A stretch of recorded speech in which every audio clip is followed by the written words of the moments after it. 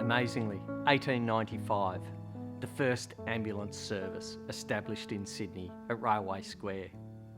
Who'd have thought, rolling the clock forward 128 years, we'd be standing here today with a vibrant organisation, the envy of the world. We've grown so big and so large. We have state-of-the-art clinicians across the board. Not only have we moved on from our ambulance officers of years gone by, but to have paramedics, intensive care paramedics, our critical care paramedics, our whole range of clinicians, including our doctors, our nurses, our midwives, and our psychologists. Our control centres are the envy of the world, with technology second to none.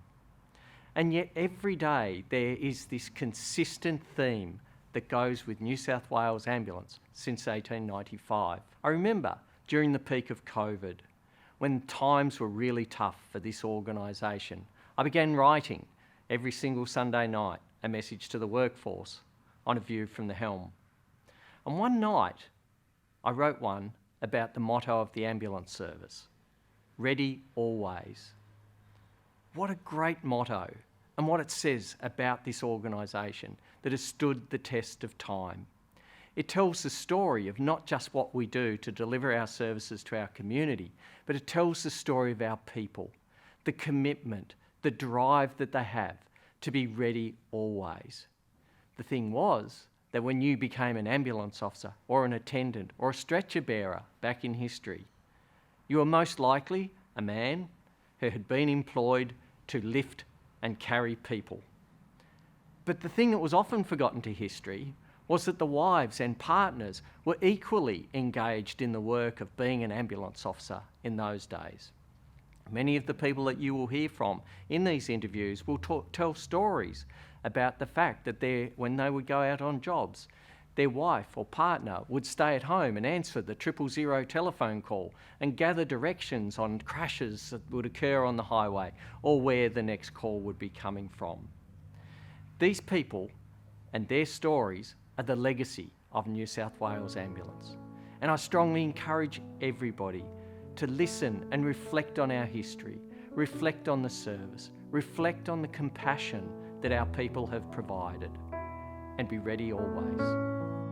We didn't have two-way radio, and in the glove box of every ambulance there was a big box of pennies. It was replaced by the Lairdell bag, which was actually called the Packer Worker. As an ambulance officer's wife, my job wasn't to do the radio, but they didn't have enough people to do it. I used to have to sometimes answer the phone. My mum just looked at me and smiled. Then I let an Aboriginal lady. Because you had to be a volunteer before you got into the job in those days, and they were unpaid volunteers. You have to pick it up and then hopefully you could press the button in the middle here and talk. You've got to get out of here, the bridge is slipping very gradually. And I said, I've told people that I'm going to get them out. I can't leave them here. And I think if you're asking me about jobs that stay with me, it's that one. We were first injected with the drug pentothal, which was a quick-acting anaesthetic. Both Bali bombings, the Clybucca bus accident, and the biggest job I went to was the Indian Ocean tsunami. I got this lady onto a stretcher, lifted the stretcher. I remember using a post to help lift one end of the stretcher while I lifted the other to get her into the car, because my backup was about an hour and 10 minutes away, and I knew that I didn't have much time to get her into the hospital. We've actually got an underground vault.